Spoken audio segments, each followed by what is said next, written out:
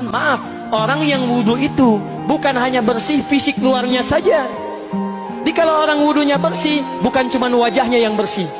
Kalau wudhunya benar, bukan kotoran di tangan saja yang hilang. Tapi mohon maaf, fisik dalamnya itu ikut suci. Fungsi tangannya jadi bersih, fungsi wajahnya jadi bagus, fungsi lisannya jadi bagus. Makanya kata Nabi, kalau orang benar wudhunya bersamaan dengan air wudhu yang menetes, maka tumpahlah kotoran-kotoran di bagian fisik-fisik tubuhnya. Jadi kalau kita benar wudhunya kumur-kumur, kukumur, masukkan keluarkan, bersamaan dengan keluarnya air itu, maka kotoran-kotoran di lisan pun ikut keluar. Tangan dibasuh, bersamaan dengan dibasuhnya tangan, fungsi tangan yang kotor-kotor itu ikut hilang. Hadis Muslim. Makanya orang yang setelah selesai wudhu dia berdoa, apa wudhunya? Apa doa wudhunya?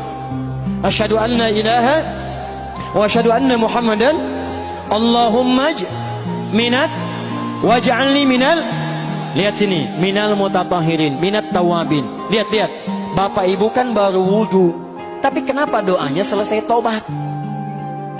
Allahumma ja'alni minat tawabin. Ya Allah, jadikan saya termasuk orang tobat. Kita kan baru wudhu, kenapa doanya baru selesai tobat? Sedangkan tobat itu mengakui kesalahan, menyesali kesalahan, dan berjanji meninggalkan yang salah, mengganti dengan yang baik-baik.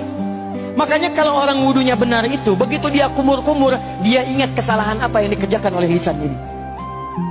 Jadi begitu kemudian ditumpahkan airnya, hilang kotorannya. Maaf, yang suka mencela wudhu, selesai wudhu tidak akan mencela lagi karena tobat dari celaan.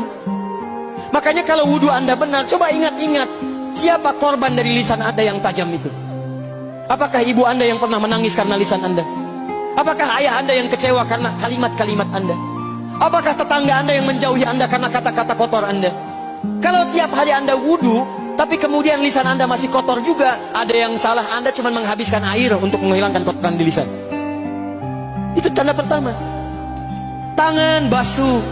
Makanya orang yang wudhunya benar, tangannya tidak akan berbuat yang kotor lagi sampai ke ujung kakinya. Karena itulah ibadah ini disebut dengan wudhu, seakar dengan kata dau. Kata para ulama, mereka sebagian mengatakan dau artinya cahaya, dau artinya sinar, dau artinya al-husnu, baik budi pekerti. Kalau orang benar wudhunya, bertambah sinar di tangannya, sinar di wajahnya, sinar di lisannya. Apa sinar itu? Di dunia sinar-sinar amaliyah kebaikan, sifat-sifat baik, di akhirat pancaran-pancaran kemuliaan. Satud'a ummati yaumal qiyamati ghurral muhajjalin. Akan dipanggil umatku di hari kiamat dengan banyak cahaya melekat di tubuhnya. Tangannya ada cahaya, matanya ada cahaya, wajahnya bercahaya, kakinya bercahaya. Cahaya apa itu? Kata Nabi, min atharil wudu, dari bekas wudunya. Jadi kalau kita benar wudunya, itu kita jadi orang baik. Ada cahaya kebaikan dalam diri kita. Itu yang disebut dengan tawabin. Makanya kalau Bapak Ibu tiap hari wudhu, Allahumma ja'alni minat tawabin, tapi mulut tidak tobat, tangan tidak tobat, kaki tidak tobat, ada yang salah dengan wudhunya. Waj'alni minal mutatahhirin, jadikan saya orang bersih dan suci. Jadi kalau selesai wudhu, pakaian bersih, wajah bersih, tangan bersih. Ini pakaian bersih, pakai jas, pakai dasi, tapi tangan tidak bersih, korupsi juga, mencuri juga, menipu juga, ada yang salah dalam wudhunya. Kalau kita bisa mengerjakan wudhu ini dengan baik, maka naik status kita. Disebut sebagai, langsung oleh Al-Quran, disebut hamba yang dicintai oleh Allah Subhanahu wa ta'ala.